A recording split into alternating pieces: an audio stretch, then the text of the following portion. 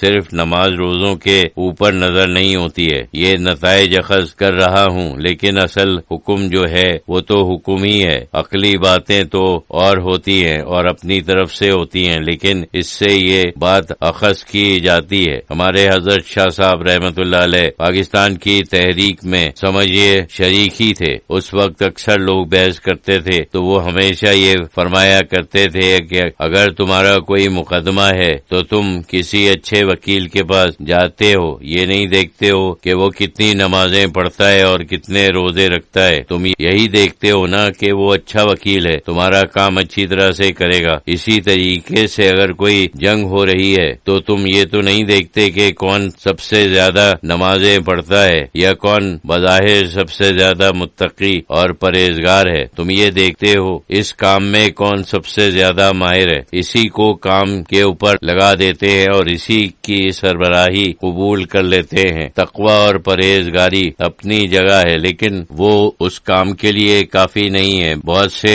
متقی پرہیزگار لوگ ہیں، بہت سے نمائشی متقی پرہیزگار ہیں۔ نماز پڑھنا اور روزہ رکھنا ایک بات ہے، اللہ تعالیٰ کا انہیں قبول کرنا دوسری بات ہے۔ ہمیں تو معلوم ہے جس کے دل میں خلوص، خدا کا صحیح خوف اور خدا کی صحیح محبت ہو، اس کی نماز قبول ہوتی ہے۔ تو یہ اصول ہے، یہی نظر آتا ہے۔ وہی اصول اس زمانے میں کار فرما تھے، وہی باتیں اس وقت بھی کی جاتی تھیں اور اس وقت ان کا جو جواب تھا وہی جواب اب بھی صحیح ہے۔ قائد اعظم واقعی کوئی عالم نہیں تھے، وہ غالباً آغا خانی تھے، آغا خانی گروہ کے تھے۔ ان کا خاندان اس کے بعد شاید شیعہ ہو گیا تھا۔ ان سے کوئی پوچھتا تھا تو وہ کہتے تھے کہ میں مسلمان ہوں، میں ان چیزوں کو نہیں جانتا۔ جیسے ایک عام شخص جو مسلمانی جذبہ رکھتا ہے، معلومات ہوتی ہیں ان کی بھی بہت دقیق معلومات جیسے علماء کی ہوتی ہے یا جو مدرسے والے جانتے ہیں ان کی نہیں تھی۔ البتہ ایمان تھا، لیکن کامیابی تو ہوئی، اللہ تعالی نے مدد تو کی اور پاکستان بنا۔ تو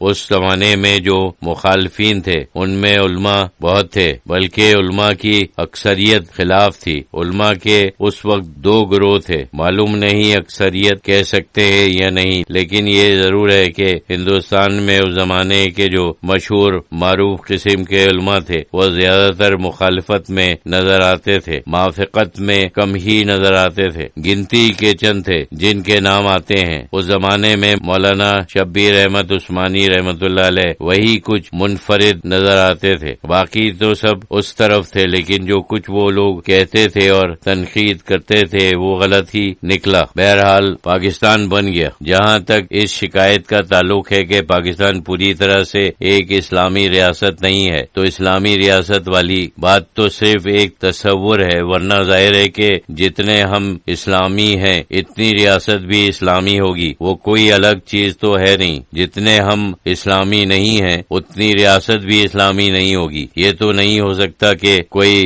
مصنوعی طور پر کوئی چیز بنائے جیسے مشین ہوتی ہے کہ یہ اسلامی ریاست ہوگی۔ اسلامی ریاست تو ہمارے دلوں میں ہے، بلکہ کہنا چاہیے کہ اللہ تعالیٰ نے جو اختیار ہمیں دیا ہے وہ بہت اختیار تو ہے، لیکن مجبوری بھی بہت ہے۔ مقدرات کے بیچ میں ہم گھرے ہوئے ہیں، کچھ اختیار بھی ہے، تھوڑا بہت جو اختیار ہے وہ یہی ہے کہ ہم اسے ایک اسلامی ریاست بنا سکتے ہیں۔ یہ تو ایک فعل ہے، یہ تو ہمارا امتحان ہے۔ صرف کاغذ پر لکھنے سے تو یہ نہیں ہوگا، یہ چند قانون پاس کرنے سے بھی نہیں ہوگا، بلکہ اگر دیکھا جائے تو سارے قانون موجود ہیں سوائے چند حدود کے۔ انگریزوں کے فرینچ اور یورپین تسلط کی وجہ سے لوگوں کے ذہن اب بھی پوری طرح سے آمدن نہیں ہوئے، لیکن میرا خیال ہے کہ ہو جائیں گے انشاءاللہ، 5-10 سال میں ہو جائیں گے۔ اسلامی فقہ میں حدود کے معنی سزا ہے، قتل کا قانون ہے کہ قاتل کو سزا موت دی جاتی ہے، یہ تو تقریباً ہے۔ چوری اور زنا اور شراب پینے کی سزائیں ایسی ہیں جو اس وقت نافذ نہیں ہیں، میرا خیال ہے کہ کہیں بھی نافذ نہیں ہیں سوائے غالباً لیبیا اور سعودی عرب کے۔ اللہ کرے کہ ہو جائیں۔